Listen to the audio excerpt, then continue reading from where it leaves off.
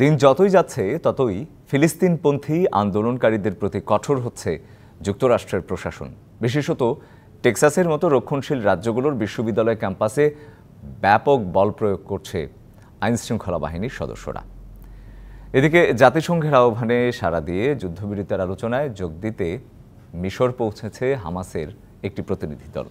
অন্যদিকে যুদ্ধবিরতির শর্তে সম্মত হতে হামাসকে 1 সপ্তাহ সময় বেঁধে দিল তেল আবিব, নয়তো রাফায় হামলা চালাতে বাধ্য হবে তারা, এমনটাই বলছে ইসরায়েলি সামরিক কর্মকর্তারা।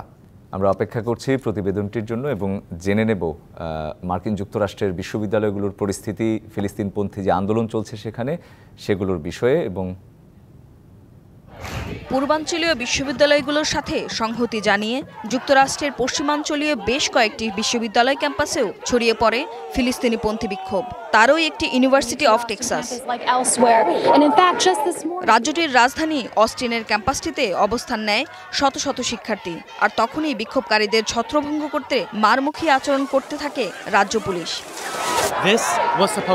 শিক্ষার্থীদের শান্তিপূর্ণ অবস্থান কর্মসূচিকে দমনে ডেকে আনা হয় দাঙ্গা পুলিশ। ক্যাম্পাসে ঢুকে পড়ে অর্ধশত পুলিশ। শিক্ষার্থীদের উপর শুরু হয় দমন-পীড়ন।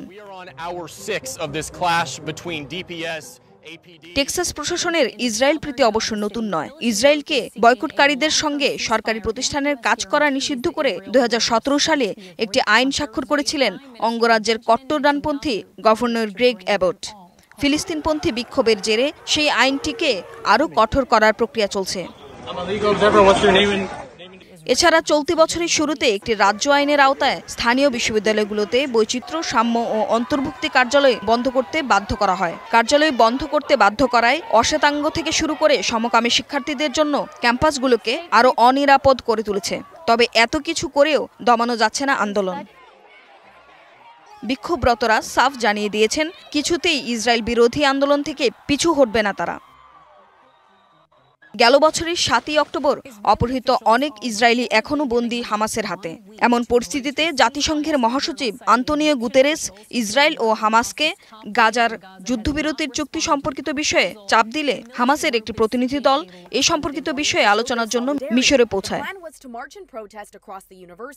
তবে ইসরায়েল হামাসকে যুদ্ধবিরতি এবং বিনিময় চুক্তিতে সম্মত হওয়ার জন্য 1 সপ্তাহ সময় দিয়েছে। যদি এতে তাদের সম্মতি না আসে তবে রাফাতে আক্রমণ করা হবে বলে হুমকি দিয়েছে Tel Aviv. Tumpa Tarafdar, DBC news desk.